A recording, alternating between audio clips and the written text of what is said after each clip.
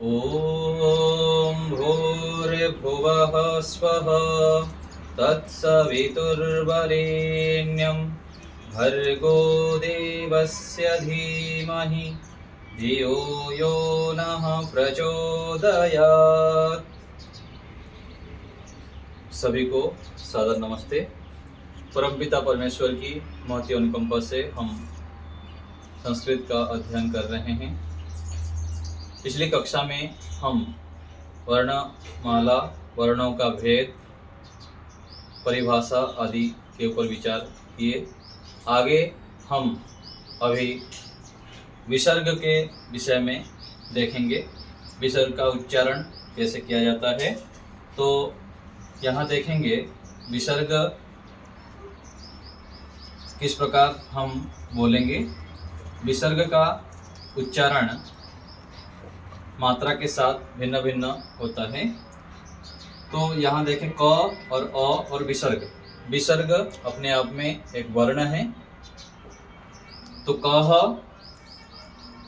इसका उदाहरण पंकः, जनकः, रक्षकः।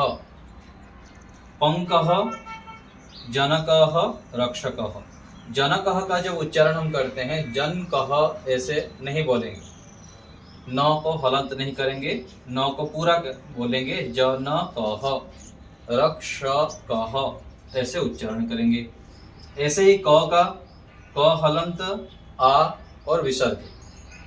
तो काहा, रमाहा, श्यामाहा, जनकाहा ऐसे बोलेंगे। तो आ का जब उच्चारण करते हैं हम, आहा ऐसे बोलेंगे, ह नहीं बोलेंगे। क, का, ह, रमा, ह ऐसे नहीं बोलेंगे, रमा हा। आ का उच्चारण जब करेंगे रमा हा ऐसे बोलेंगे। श्यामाहा, जनकाहा। यहाँ कई बार लोग गलत उच्चारण कर लेते हैं, रमा हो बोलते हैं, का हो ऐसे नहीं, हा आ का उच्चारण करेंगे। ऐसे ही क जमा ई विसर्ग की ही। यहाँ पर क्या कहेंगे, की ही का उच्चारण होगा। मति ही, रवि ही, कवि ही। यहाँ पर की ह, मति ह ऐसे नहीं बोलेंगे, मति ही, कवि, रवि ही, कवि ही ऐसे उच्चारण करेंगे। ऐसे ही बड़ी क जमा बड़ी दीर्घ विसर्ग की ही, लक्ष्मी ही, मति ही, नदी ही ऐसे बोलेंगे। आगे उ का क जमा उ, ऊहु, भानुहु, गुरुहु, रघुहु। यहाँ पर कुह, भानुह ऐसे नहीं बोलेंगे, ह नहीं बोलना है। कुहु, भानुहु, गुरुहु, रघुहु ऐसे उच्चारण करेंगे। आगे दीर्घ ई का कुहु, तनुहु, बधुहु, चमुहु ऐसे। दीर्घ का उच्चारण थोड़ा बल लगा के करते हैं, थोड़ा अधिक समय लगता है। तनुहु ऐसे बोलेंगे। ऐसे ही री का क्रीहि, मातृहि, स्वस्त्रीहि ऐसे। ए के है, क जमा ए जमा विसर्ग के है। यहाँ पर भी ए का उच्चारण होगा। हरे है, रवे है, कवे है ऐसे। ए होने से के है ऐसे उच्चारण होगा। ऐसे ही कई ऐकार कई ही, तई ही, सर्वई ही, रामई ही ऐसे उच्चारण करेंगे। ऐ ही, कई ही ऐसे होगा। जैसे राम शब्द आगे याद करेंगे तो राम ऐ ही आगे आएगा जब हम आगे बढ़ते जाएंगे। ऐसे ही ओ का कोहो, मात्रोहो, पित्रोहो, करेणोहो, ओहो ऐसे करेंगे। औ का कौहु, नौहु, गौहु ऐसे उच्चारण करेंगे। कौहु, गौहु। ये तो केवल उदाहरण है, जहां जहां प्रयोग आएंगे उस प्रकार से हम फिर वहां उच्चारण करेंगे। आगे है संयुक्त वर्ण। यहाँ भी कई बार हमको संशय हो जाता है कैसे उच्चारण करें।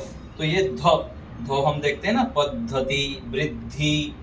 तो इसमें द आधा है, ध आधा है और अ है। ये जो ध है ना, तो इसको क्या बोलते हैं, पद्धति।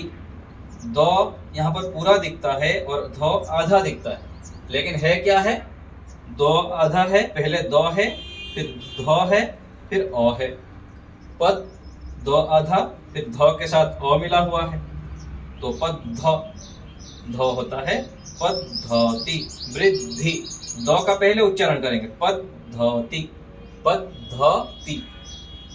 ध पूरा है, द आधा है, समझ में आया? दो आधा है, ध पूरा है, लेकिन दिखता क्या है? दो पूरा है और ध आधा है, ऐसे दिखता है। लेकिन है क्या यहाँ पर? दो आधा है, ध पूरा है, पद्धति। पद दो आधा है, इसलिए दो आ गया पहले, पद्धति। ऐसे ही वृद्धि, दो आधा है, ध पूरा है, दो आधा है, ध पूरा है, तो बोलते समय वृद्ध, दो हलंत है, वृद्धि, ऐसे उच्चारण करेंगे। ऐसे ही ह, व और अ मिलके व बनता है, तो यहाँ भी क्या बोलेंगे? ह यहाँ पर क्या है? आधा है, और व पूरा है, तो आह्वानम, आह्वानम। ह आधा होने से आह वा नम, ऐसे बोलेंगे। ह आधा है, वो पूरा है, तो आधा होने से आह, ह आधा है, आह वा नम। ऐसे ही आह व य, ह आधा है, ह पहले बोलेंगे आह व य, आह व य, ऐसे बोलते हैं। आगे है ल, ह आधा, ल आधा और अ, तो हलंत हुआ होगा, तो यहाँ पर क्या होंगे? आह्वाद, प्रह्वाद, ऐसे उच्चारण करेंगे। तो हुआ होने से नहीं, ये पर क्या है? ल है, ठीक है ना, ल है, ल बोलते हैं इसको। आह्लाद, आह्लाद, ह आधा है, ल पूरा है, तो इसलिए आह्लाद। प्रह्लाद, ह आधा है, तो प्रह्लाद, ह पहले आया, फिर ल, फिर द। आगे है म, ह हलंत, म हलंत और अ, तो ये क्या है? म। तो यहाँ पर भी ब्रह्म, ब्रह्म, ब्रह्म, ह ऐसे नहीं बोलते हैं, म बाद में है, तो ब्रह्म ऐसे बोलेंगे तो गलत हो जाएगा।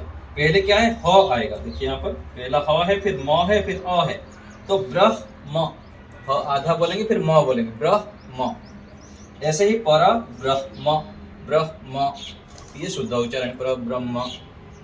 आगे है न, ह हलंत, न हलंत, फिर अ, आहनीकम, ह पहले, फिर न है, तो आहनीकम। ऐसे ही यहाँ पर ह पहले, फिर न, वह नी, वह नी। तो ये इसका उच्चारण सभी लोग अभ्यास ठीक से करेंगे, जब भी मंत्र आदि बोलते हैं वहां पर भी ठीक से बोलेंगे। आगे देखते हैं और कुछ अक्षर है संयुक्त वर्ण। ह हलंत, य हलंत, फिर अ, तो क्या बोलेंगे? य, तो वाह य, ग्राह य, ग्राह वाह यह, ग्राह यह, ऐसे बोलेंगे यहाँ पर। तो ये भी यहाँ पर विसर्ग यहाँ पर लिखा नहीं है, आप लोग लिख देंगे, यहाँ छूट गया है मेरा। तो ह हलंत है, य हलंत है, फिर अ, फिर विसर्ग आ जाएगा, तो यहाँ पर वाह यह, य पूरा है, ह हलंत है, ग्राह यह, ऐसे उच्चारण होगा।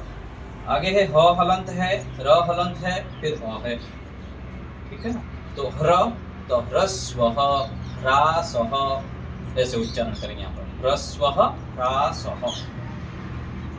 और यहाँ और क्या है? रे, ह हलंत है, फिर री है, रे, हृदयम, हृषितः, हृदया, ऐसे उच्चारण करेंगे, ठीक है। हृदयम, रे बोलेंगे, रे, ह और री बोल के हृदयम।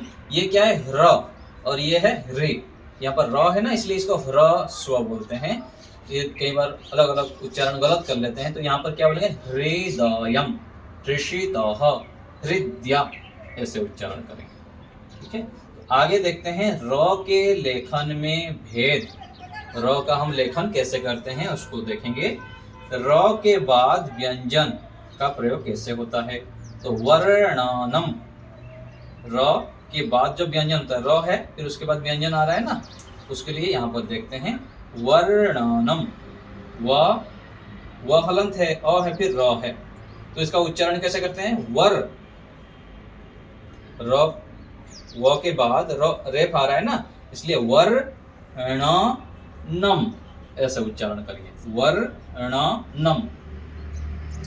तो रेप जब बाद में आता है ना ऊपर, तो उसको पहले उच्चारण कर लेते हैं, वर्णनम।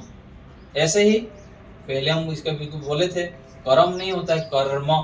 क हलंत है, अ है, फिर रेप है, फिर म है, तो इसको क्या बोलते हैं, क और हलंत और अ मिलकर क हो गया, कर म, ऐसा शुद्ध उच्चारण है। ऐसे ही थोड़ा आगे पीछे करिए, दर्शनम। दर्शनम में क्या करेंगे, द और अ मिलके द हो रहा है, दर्शनम ऐसे करके होगा, दर्शनम। ऐसे ही व्यंजन के बाद र, प्रथा, वज्रम, प्रद्युम्न, तो ऐसे यहाँ पर होगा। प्रथा में क्या होगा, प फिर र आधा है, प हलंत, र हलंत, फिर अ, प्र, फिर थ हलंत है, फिर आ, प्रथा। वज्रम, व हलंत है, अ है, फिर ज हलंत है, फिर र, फिर हलंत, फिर अ, फिर म, तो वज्रम। इसको अलग अलग करके हम जब देखेंगे तो उच्चारण फिर ठीक से हम कर पाएंगे। ऐसे ही प्रद्युम्न, तो प हलंत है, र हलंत है, फिर अ, फिर द हलंत है, य हलंत है, तो इसको किस प्रकार से तोड़ तोड़ के लिखना है, इसको आप थोड़ा सा विचार करेंगे तो अच्छे से उच्चारण हम कर पाएंगे। तो इस प्रकार से उच्चारण किस प्रकार करना होता है इसको अच्छे से समझ लेंगे, और जहाँ पर समझ में नहीं आता है फिर हम अभ्यास फिर बाद में कर ही देंगे। तो आज यहीं पर कक्षा को विराम देते हैं। तो इसको अच्छे से आप लोग सुन के फिर लिख लेंगे कॉपी में। जब एक बार सुनते हैं फिर लिख लेते हैं तो अच्छे से अभ्यास हो जाता है। तो पहली कक्षा को भी लिख लेंगे, फिर दूसरी कक्षा को लिख लेंगे, फिर आगे क्रम से लिखते हुए चलेंगे, आवृत्ति करते हुए चलेंगे तो पढ़ाई अच्छे से कर पाएंगे। तो इसमें जो भी किसी को कुछ पूछना होगा तो आप लोग फिर पूछ सकते हैं। फिर आगे ऐसे क्रम से हम आगे निरंतर बढ़ते रहेंगे। तो लगातार आप जुड़े रहें और पढ़ते जाइए तो संस्कृत अच्छे से बोल पाएंगे। तो अभी ओम का उच्चारण करेंगे, फिर कक्षा को विराम देंगे।